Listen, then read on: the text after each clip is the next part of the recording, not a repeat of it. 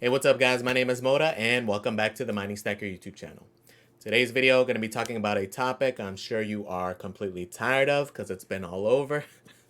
We're going to be talking about Kaspa. We're going to talk about two FPGAs in particular just because this is borderline time sensitive if you're interested, right? And that's the main reason I'm even doing this video, even though there's so much crap about Kaspa out there.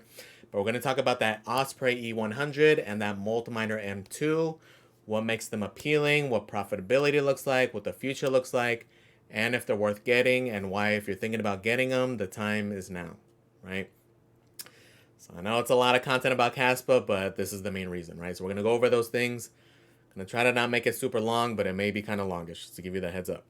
So if that sounds good, guys, stay tuned, all right? So I know y'all are probably getting tired of all this Kaspa talk because I borderline am myself, right? But again, this is a time sensitive thing, and I was kind of debating even on doing this video just because of the amount of content on it. I know I'm borderline tired of it myself.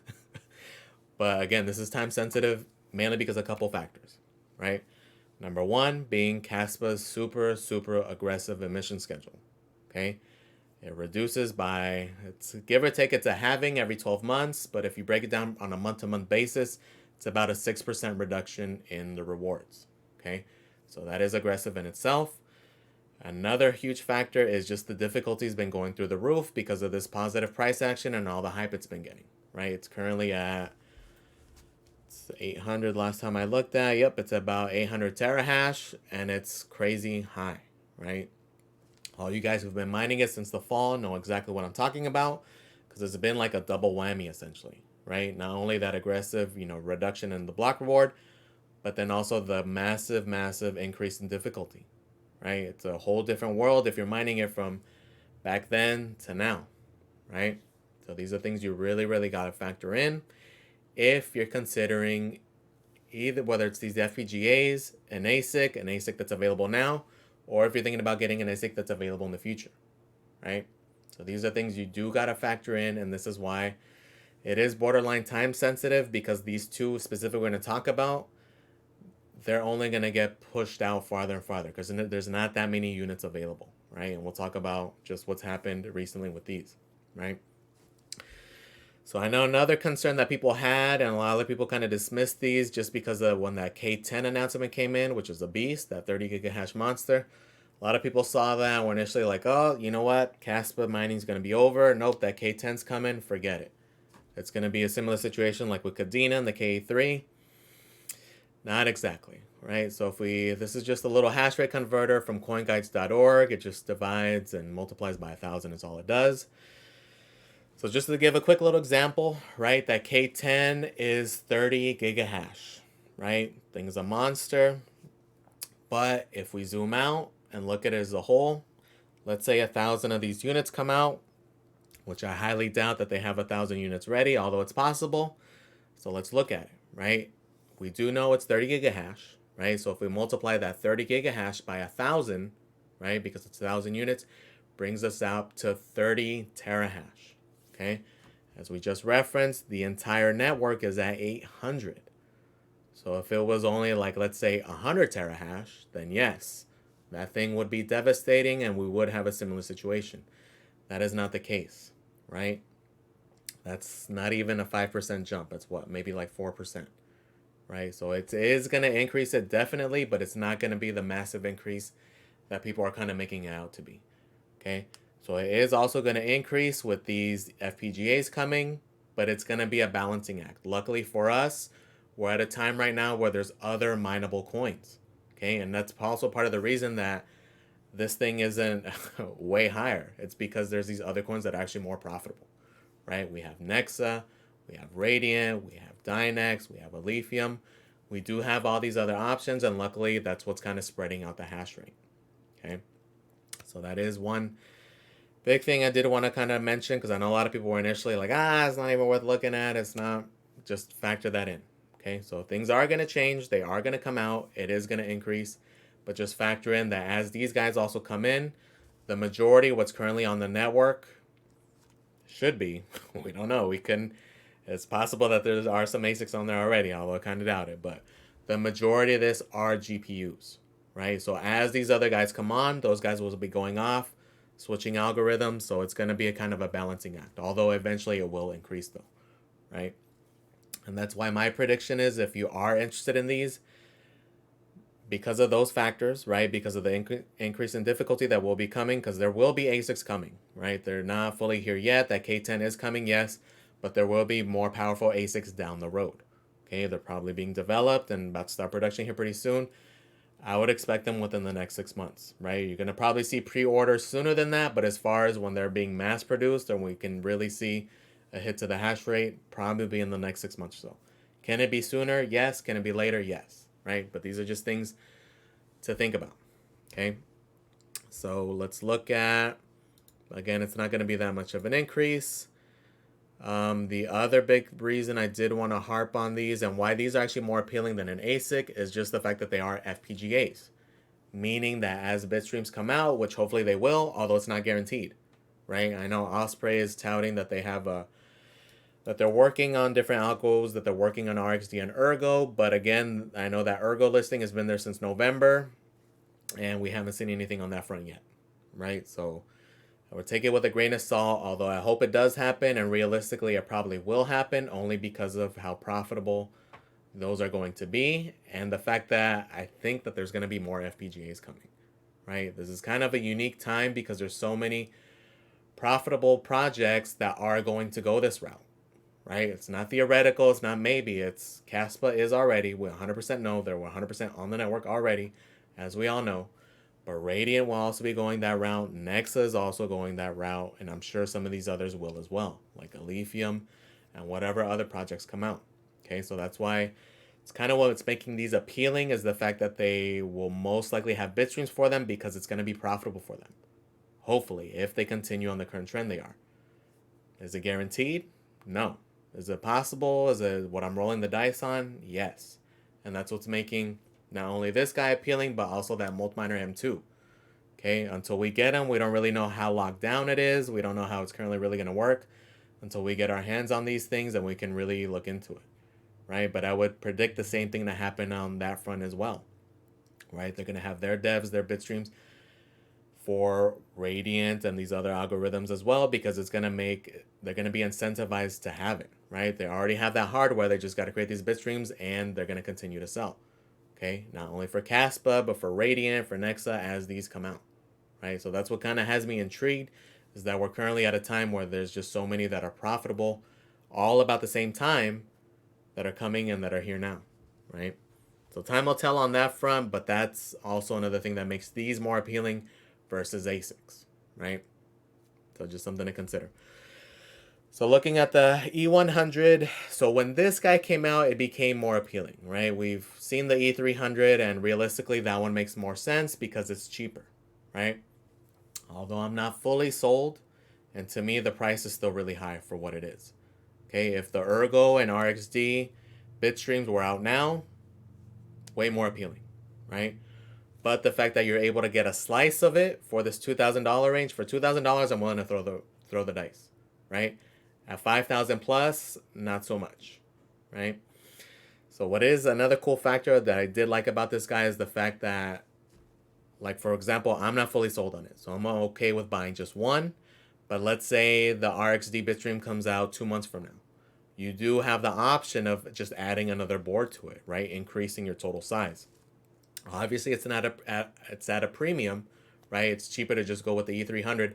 But I like that flexibility mainly because of the fact that I'm not fully sold on this guy, right? Especially in comparison to that Multminer. And we'll talk about that here in a second. But let's look at the profitability for this guy. So again, this guy's about $2,000. Let's look at the profitability. So going on hashrate.no, we're putting in the 4600 mega hash, which is the 4.6 gigahash at about 150 watts, which is not exact. It's give or take depending on how you clock it. But looking at the profitability, it's currently going to make about $3.48. Revenue-wise, full profit, $3.12, right? I wouldn't focus on the fiat value, though. Focus on your yield. Focus on the amount of Kaspa you're getting, okay? And again, these kind of things only make sense if you're looking at it long-term and if you think that Kaspa is going to continue to go up, right? If you're looking at it just to get it and dump your Kaspa every month to cover the electric, although in this case, the electric is so cheap that it's actually doable, right? But what makes more sense here, at least strategy-wise, is to hold, right?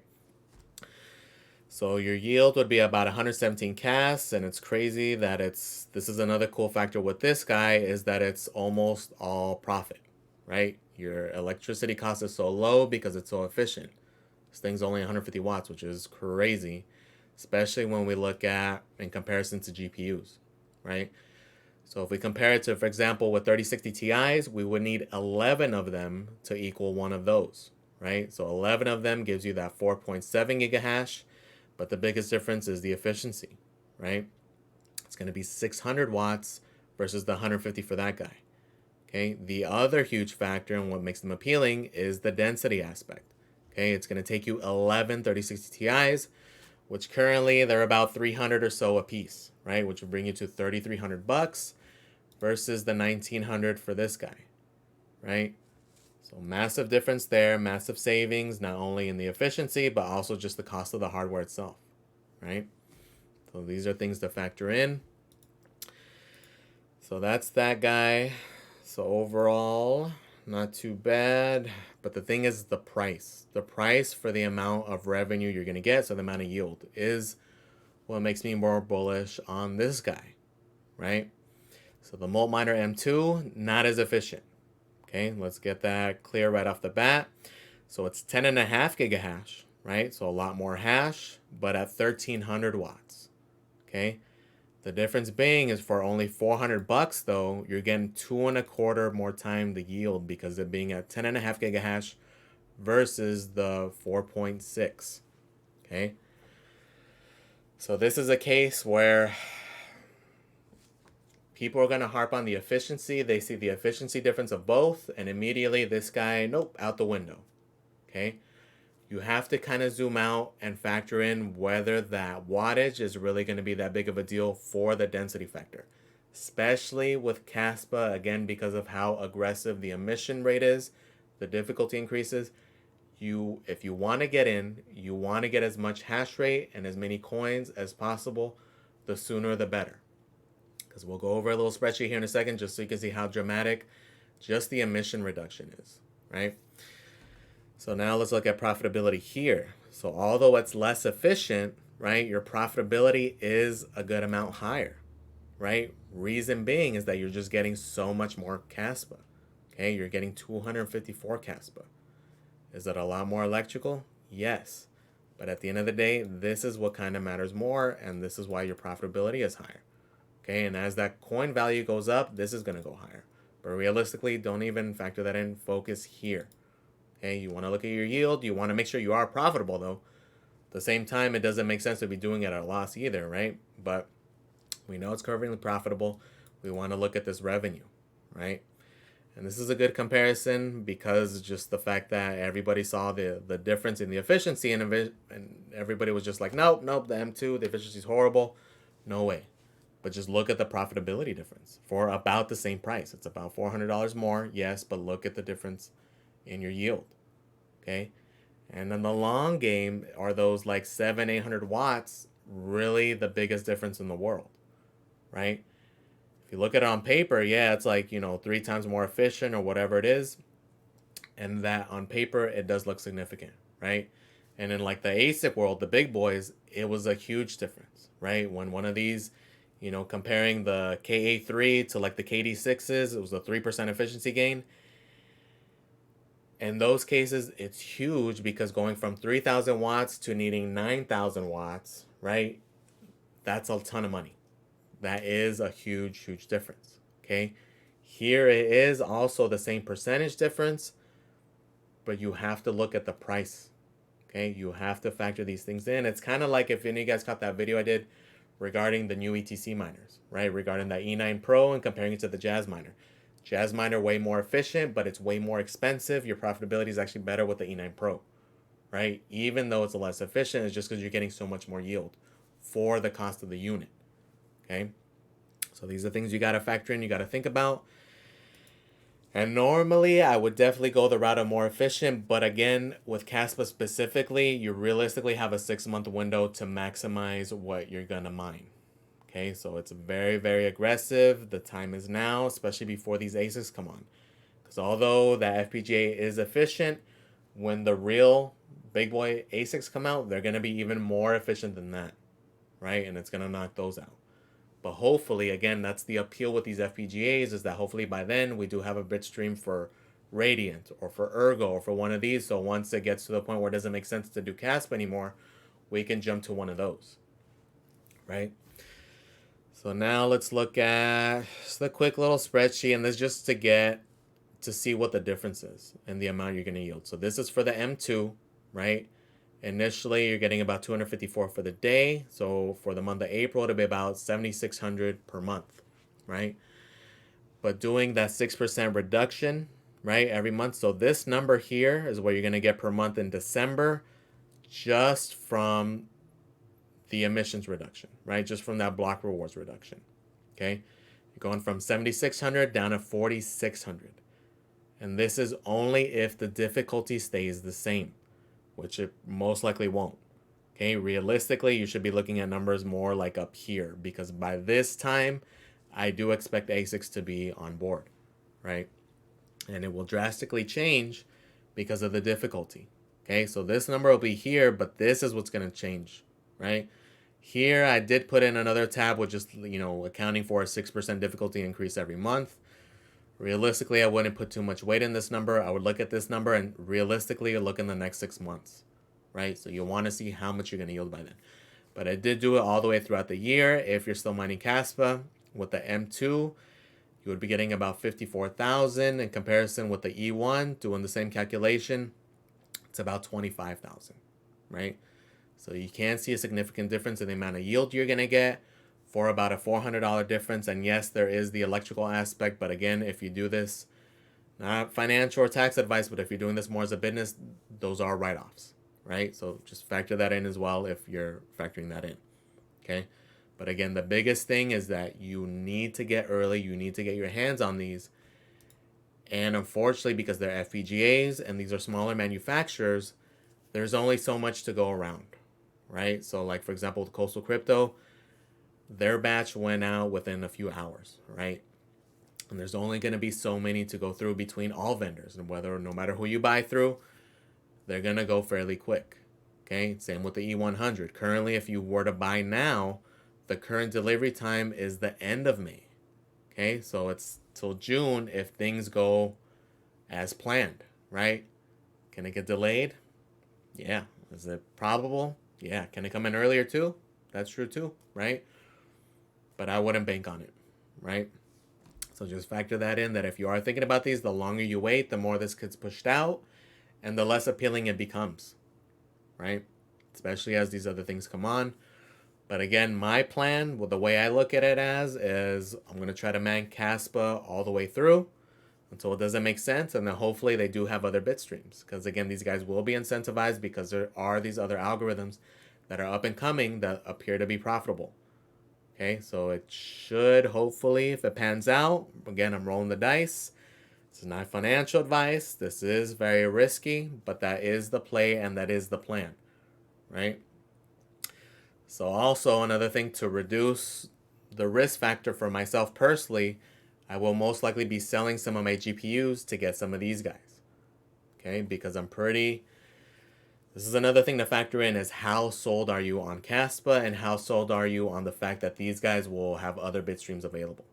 Okay, I'm rolling that dice. I'm reducing the amount of risk though by selling some of my GPUs to pay for these.